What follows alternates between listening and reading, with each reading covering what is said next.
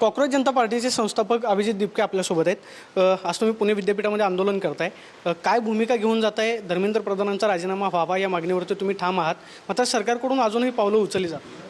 नाही, आता पावलं जर उचलणार नसतील तर आम्ही अजून देशभरात जाणार आहे, वेगळ्या वेगळ्या राज्यात जाणार आहे आणि त्यानंतर आम्ही सगळे या देशाचे जेवढे स्टुडंट्स आहे, युवा आहे, हे दिल्लीला 20 तारखेला एकत्र होतील आणि आम्ही तोपर्यंत मागे सरकणार नाही जोपर्यंत धर्मेंद्र प्रधान रिझाईन नाही करणार।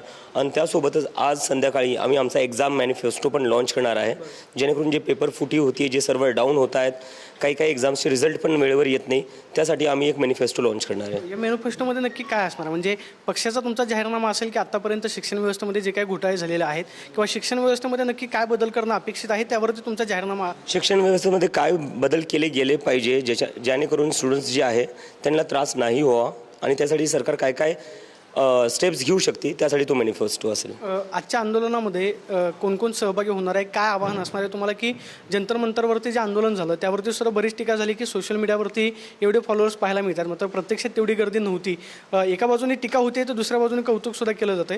पुणेकरांना काय आव्हान असणार आहे आजच्या मोर्चामध्ये सहभागी? मला वाटतं जंतर मंतर तर पूर्ण भरलेलं होतं, अजून किती लोक पाहिजे? पूर्ण पाय ठेवायला जागा नव्हती, मला स्वतःला पाय ठेवायला जागा नव्हती, एवढी लोक होती।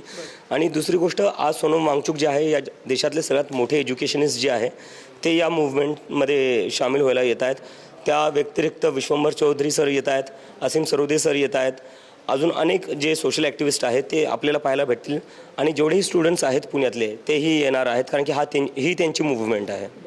खासदार संजय राऊत जे आहेत ते संजय राऊतांनी काही वेळापूर्वी प्रतिक्रिया दिली आहे। संजय राऊत असं म्हणतात की तुमची आणि मोदींची भेट झाली कुठं तर प्रदेशामध्ये आणि मग त्याच्यानंतर अभिजित दिपके भारतामध्ये आले। नाही, माझी काही अशी भेट नाही झालेली आहे, म्हणजे माझं कुठून कनेक्शन बसणार? की फोटो आहे असं मला वाटतं तो AI फोटो असेल, मी अजून काही पाहिलेला नाही आहे, पण माझी तर आजपर्यंत कधीच काही भेट नाही झालेली आहे।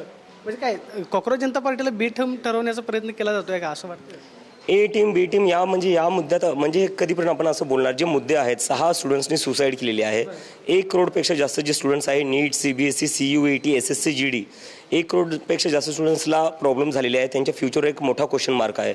हे मेन मुद्दे आहे। आपण कुठे या सगळ्या गोष्टीत पडतोय मला काही कळत नाही आहे। या मुद्द्यांवर काहीतरी सोल्युशन काढा। धर्मेंद्र प्रधानांनी नैतिक जिम्मेदारी घेऊन राजीनामा दिला पाहिजे आणि इथंच गोष्ट संपून जाईल। मात्र खासदार संजय राऊत जे आहेत ते सामनाचे संपादक आहेत किंवा संजय राऊतांची आपण सडेतोड भाषा आणि माध्यमांमधून पाहतो, सरकारच्या विरोधावरती सुद्धा ते बोलत असतात। संजय राऊतांचं हे विधान नक्की कसं वाटतं? काय आवाहन कराल तुम्ही संजय राऊत? नाही, मला वाटतं की संजय राऊत जे सर आहेत ते कदाचित ते AI जनरेटेड फोटो असल्यामुळे, मी तर पाहिलेलं नाही आहे, पण मला वाटते थोडी मिसअंडरस्टँडिंग झाली असेल, त्यामुळे मला वाटतं त्यांना वाटलं असेल कुठं ना कुठं काहीतरी, पण तो फोटो मी तर आजपर्यंत भेटलो नाही सर। म्हणजे मी तर खूप छोटा माणूस आहे, मी कुठून भेटणार प्रधानमंत्र्यांना? एक शेवटचा प्रश्न आहे, जर कदाचित लवकरात लवकर धर्मेंद्र प्रधानांचा राजीनामा झाला नाही तर मग पुढची तुमची कायदेशीर भूमिका किंवा कॉक्रोच जनता पार्टीचं पुढचं पाऊल काय असेल? ते पुढचं पाऊल आम्ही सांगू, पण जसं आम्ही सांगितलं, आम्ही 20 तारखेला दिल्लीत एकत्र येणार आहे आणि राजीनामा घेऊनच वापस जाऊ। पाहतोय की 20 तारखेला आम्ही दिल्लीमध्ये आंदोलन करू अशी प्रतिक्रिया अभिजित दिपकेंनी दिल्यास पाहायला मिळते। कॅमेरा पर्सन अभिजित पिसेसोबत प्रदीप कापसे, TV9 मराठी, पुणे।